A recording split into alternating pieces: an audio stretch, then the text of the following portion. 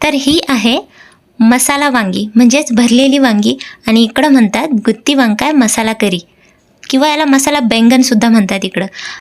तसे तर 2-3 टाईप्सची वांगी मिळतात इकडे, पण ही जी करी असते मसाला करी तर ही मोस्टली याच वांग्यामध्ये बनवली जाते, म्हणून मी पण हीच वांगी आणली आहेत. आणि आतमध्ये बघून घ्यायचं आहे चिरण्याआधी की काही अळी कीड वगैरे नाही आहे ना, ते चेक करून घ्यायचं आहे आणि मिठाच्या पाण्यात वांगी टाकून द्यायची. तर याची देठ पण काढा, मी नंतर काढले आहेत. एक कांदा कापून घ्या आणि थोडासा आपण मसाला बनवणार आहोत, ते पण मी तुम्हाला साहित्य सांगते. थोडीशी चिंच भिजवून घ्यायची आहे.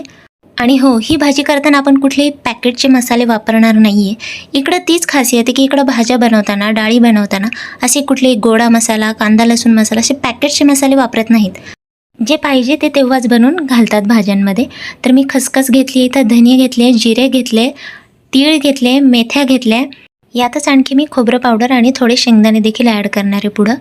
तर आपण कढईत तेल तापून घेऊ अगदी थोडंसं. आपल्याला फक्त मसाला भाजायचा आहे त्यासाठी. तर कांदा टाकायचा आहे आणि ही खोबरं पावडर, त्याच्यानंतर शेंगदाणे आणि आपण जो मसाला घेतला आता प्लेटमध्ये तो टाकायचा आणि खरपूस रंगावर भाजून घेते. यामध्ये लसूण अद्रक पेस्ट देखील टाकायची आणि हे ग्राइंड करताना अजून याच्यात मसाले टाकायचे. मसाले म्हणजे बेसिक, जसं की आपण हळद टाकायची आहे, मिरची पावडर, मीठ आणि आपल्या चिंचेचं पाणी.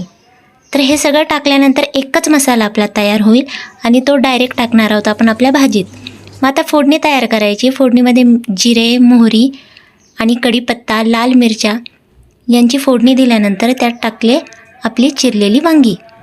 थोडा वेळ फ्राय करून झाकण ठेवून द्यायचं आहे. अर्ध्याच्या वर जरा वांगी शिजवायची आणि त्यानंतर आपला तयार मसाला आपण त्यात घालणार आहोत. तर बघा वांगी अशी शिजली आहे. तर त्यात आपली तयार पेस्ट टाकायची आहे, थोडंसं पाणी घालायचं आहे आणि या स्टेजला एका टोमॅटोच्या 2 खापा करायच्या आणि ते असे उलटे करून ठेवून द्यायचे आहेत. फक्त ठेवून द्यायचे आणि आपोआप शिजणार आहेत. बस एक 5 मिनटं वाफ काढायची, कोथिंबीर टाकून घ्यायची आणि ही आपली तयार झाली मसाला बैंगन गुत्ती वांकाया मसाला करी.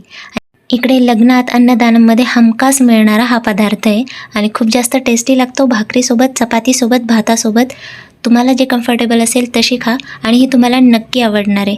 आणि हो, जो मसाला मी वरून टाकला तोच मसाला वांग्यात स्टफ करून सुद्धा ही भाजी बनवली जाते सेम पद्धतीने.